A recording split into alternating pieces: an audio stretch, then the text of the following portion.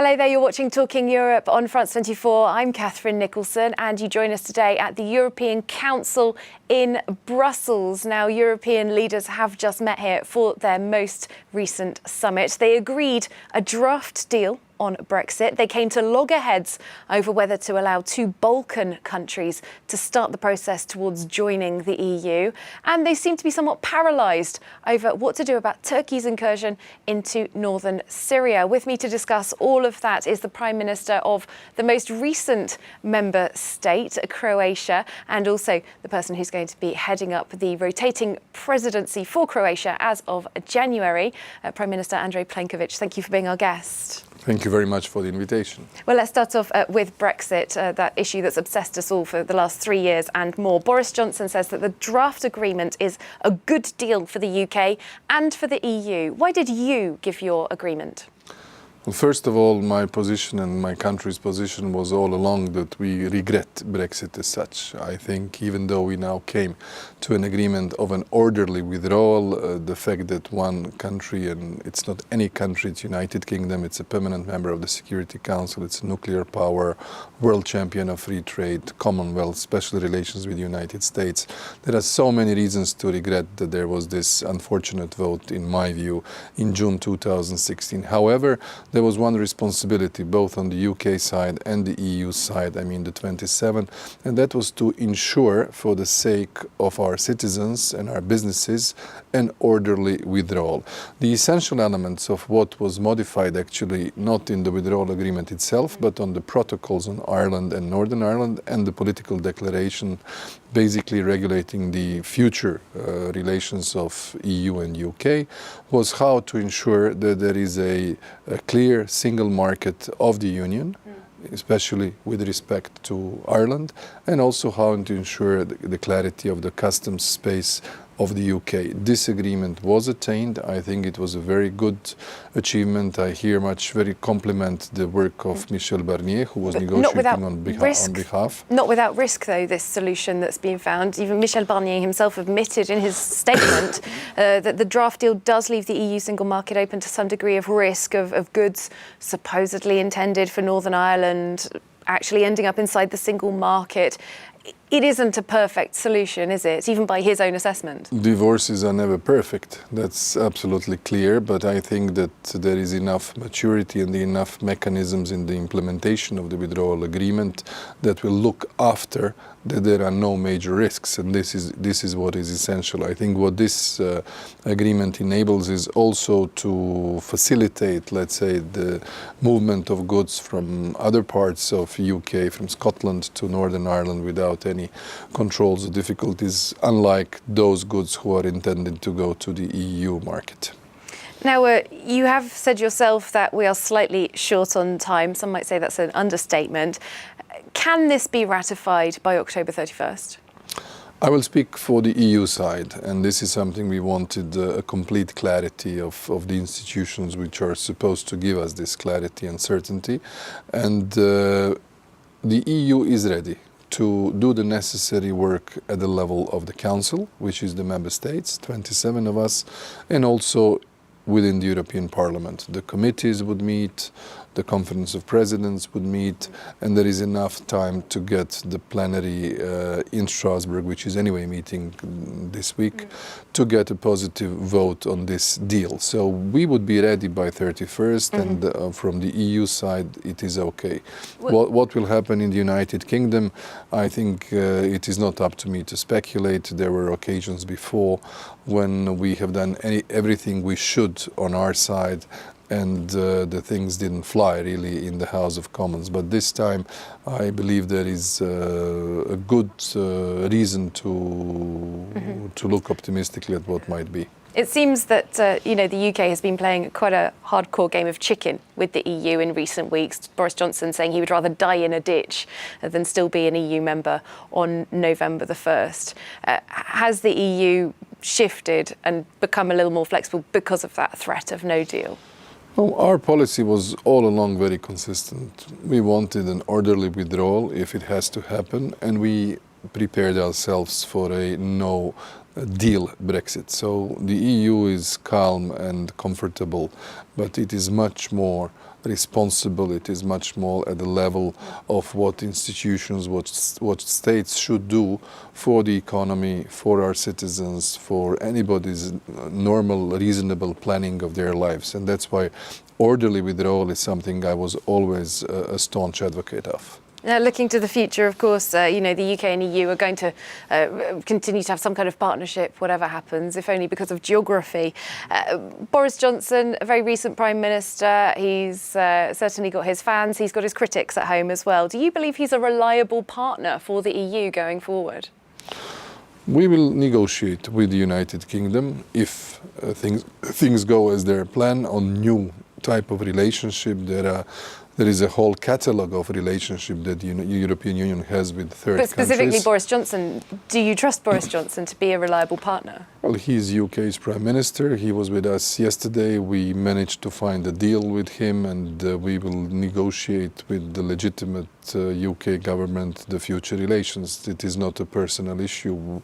There were many prime ministers who were leading the government of United Kingdom while members of the European Union. We had, in my view, a wrong assessment of Prime Minister Cameron to at all call for a referendum. There was no absolutely any reasonable logic to go into that risky exercise. We talked in all frankness with the former Prime Minister, Theresa May, who did her best in order to find a conclusion. She didn't manage. Now we are in this phase, and in the future I think we need to have a close relationship which should be the product of the wish of both sides. And I think when you are used to the freedoms that the UK citizens enjoyed in the EU or the EU citizens in UK for 46 years, then it's a bit delicate to all of a sudden enter into a more restricted mode.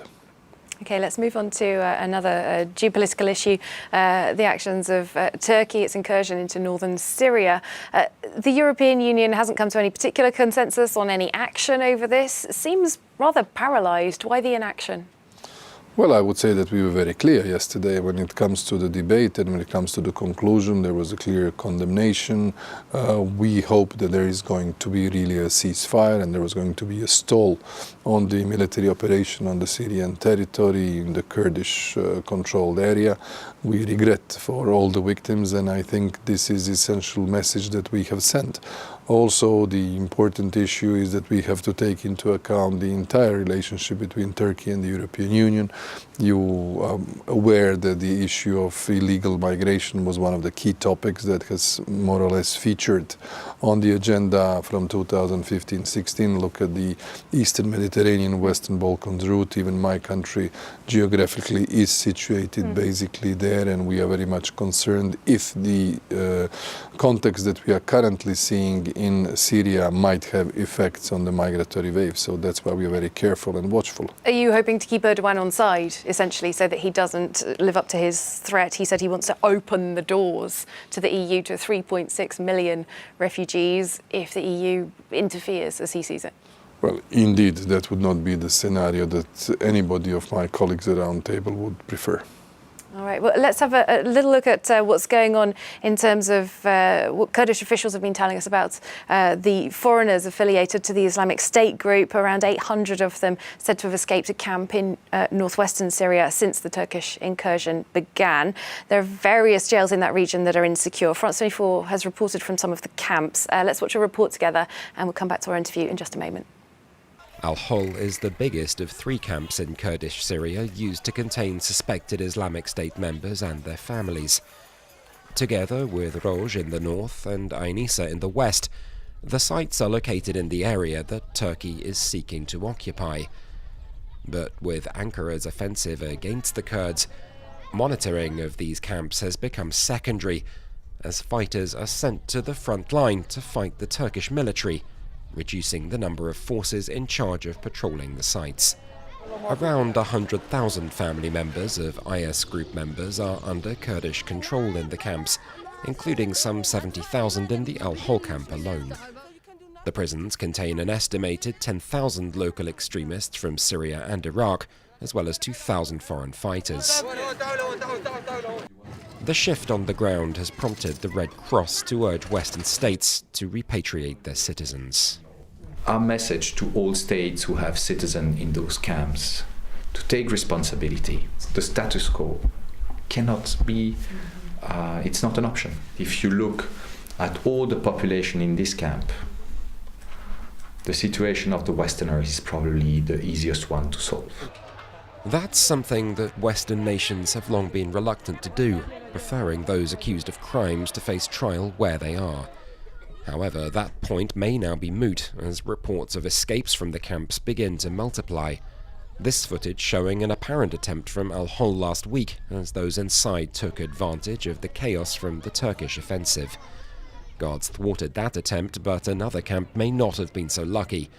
More than 800 suspected IS group detainees were reported to have fled from the Aynisa camp on Sunday. All right, so we just watched that report together, Andrej Plenkovic. Now, the Kurds have been appealing to Europe for many months to deal with their citizens who were taken captive after they went to join the Islamic State group. The Red Cross worker in our report said European countries dodging their responsibilities. Do you agree? Well, first of all, it is not a positive scenario once we have a situation where there might be members or former members of the Islamic State who are now at large, and we do not know their whereabouts. When it comes to this report that you suggested, I think eventually it will be the responsibility of every single state who is originally responsible for their citizens. It's something that is basically pertaining to the responsibilities of the member states. All right, and now we spoke about losing an EU member before. There's been a lot less unity on the issue of new members joining the EU. Northern Macedonia and Albania had been expecting the EU Council to greenlight them starting the accession procedure already before this point. There has not been consensus on giving that green light. Jean-Claude Juncker says this is a major historic error. Do you agree? Well, I very much was disappointed yesterday that we couldn't find unanimity on allowing both Northern Macedonia and Albania to start the accession negotiations. These are countries in our neighborhood, countries that we know well, leaders that I know well, we communicate a lot. And I think really it was a rendezvous manqué, as the French would say, with the responsibility of the EU. Missed opportunity. Absolutely. I think they deserved it due to the reforms they have made, due to the criteria which was put forward, notably by the Commission. The European Commission here is the institution that should evaluate whether someone is ready to start the negotiations. And they were very clear. Jean-Claude Juncker and Johannes Hahn, in their report, they said, we feel that we can recommend the opening. So some of the member states were not ready to take that decision. I don't think that is good. They had a different analysis. We tried to convince them with very open debate and a lot of argumentation. My feeling was that especially vis-a-vis Northern Macedonia, who actually changed the name last year, they changed the name, they changed the constitution, they touched the issue of a national identity, and still 15 months later there is no decision on start of the accession negotiations. Albania was not exactly in the same situation, but they, I think, were, after everything they have done, also ready to start. So the point is that we should distinguish the start of the process and the actual end, which should be another member of the Union. It's a very long and difficult and structured process ahead. That your country went through most recently, of Exactly. course. It's been very widely reported that France has strenuously and openly blocked the start of this accession. But France insists it's not alone. Which member states are we talking about? Well, I will not disclose how certain colleagues stated their positions or opinions. I don't think it's up to me to do that. It's not fair. What I can say that I was one of many leaders around the table who was very much keen to open those negotiations. Well, should those countries opposing it perhaps be more open about their reasoning for it? Well, I think we need to talk a little bit with each other at the highest level on this issue, and I think we should try to enlarge the optics of those who are reserved, who have some reasoning which is more global, which is more related to the general functioning of the EU. EU today has 28 members, 27 members, one leaving, budgetary constraints, decision-making process. There are many elements which are at the table, and however, there are legitimate interests of the two countries which are geographically situated between the EU and the EU countries, because between, these countries are circled by Croatia, Hungary, Romania, Bulgaria, and Greece. I mean, they have nowhere else to go. So sooner or later, the only path is going towards the European Union. Well, there are other actors in the region. We know that Saudi Arabia, for example, has made great investments in Bosnia, Russia, China, these giants. Do you believe that with this stalling of the accession process, those actors are likely to try and move in on Everybody is that region? present in the region. That is something I know, and of course it's logical. All the global powers, the countries that have capacity to exert their influence globally are also in the region. As a threat to your region? I see this as an opportunity for the EU to strengthen its own influence in the area of Europe, which anyway is deemed to go towards the force which is a cohesive force of the European project. And if we are hesitant, if we are slow, if we are undecided, other countries and players will be more influential, and that is legitimate from their side. We as neighbors, we want to bring those countries towards the European Union in a structured manner by fulfilling the criteria. That's why I would like to organize, and this is already confirmed in May in Zagreb, a summit, which will be a Zagreb summit between the EU and the Western Balkan countries, 20 years after the first similar exercise which was done during the French presidency at the time of President Chirac. And we need to see how to organize our relationship politically, economically, security-wise, contractually for the next decade. This is the ambition, and now after this decision of yesterday, it gets even more relevant what we will do in Zagreb in May. Well, all eyes then on Zagreb, May 2020. For now, thank you so much, Andrej Plenkovic, the Prime Minister of Croatia. Thank you. Thank you. And thanks to you for watching as well. See you soon on France 24.